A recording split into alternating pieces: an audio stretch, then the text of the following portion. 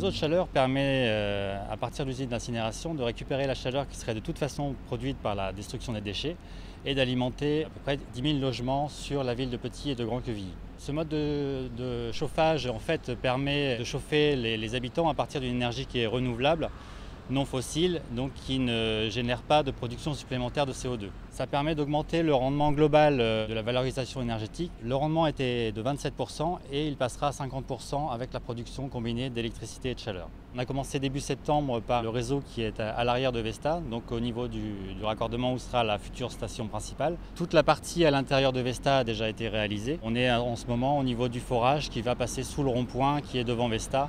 C'est tout le réseau qui est enterré à l'intérieur de l'usine en fait. Aujourd'hui, on est en train de réaliser le forage sous le rond-point qui va prendre à peu près 7 à 8 semaines pour réaliser les 70 mètres de traversée du rond-point et de la voie ferrée. On commence par faire une fouille pour mettre la machine. Ensuite, on positionne les tubes de façon précise puisque c'est le premier tube qui va rentrer qui va déterminer la direction du forage. Ensuite, on pousse avec un marteau hydraulique pour faire avancer tout doucement le tube en acier qui fait 800 mm de diamètre, dans lequel ensuite on mettra les tuyaux du réseau de chaleur. Donc les tubes sont mis bout à bout, approchés à peu près à 5 mm, donc ils sont accostés comme on dit. Et ensuite, il y a 3-4 passes de soudure qui sont réalisées pour avoir une étanchéité complète au niveau du fluide intérieur. Donc nous on est là pour isoler toutes les soudures qui ont été faites.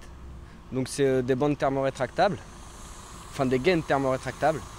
Et on vient la chauffer pour qu'elle se rétracte autour du tube, que ce soit étanche à l'air et à l'eau. Et on réisole avec une injection de mousse polyuréthane. La combustion des déchets va produire de la vapeur qui va réchauffer l'eau chaude qui circule en circuit fermé dans le réseau qu'on est en train de poser, qui va ensuite aller au niveau des sous-stations de Grand-Quevilly et Petit-Quevilly, au niveau des chaufferies des bâtiments et immeubles, chauffer les immeubles et également produire de l'eau chaude sanitaire.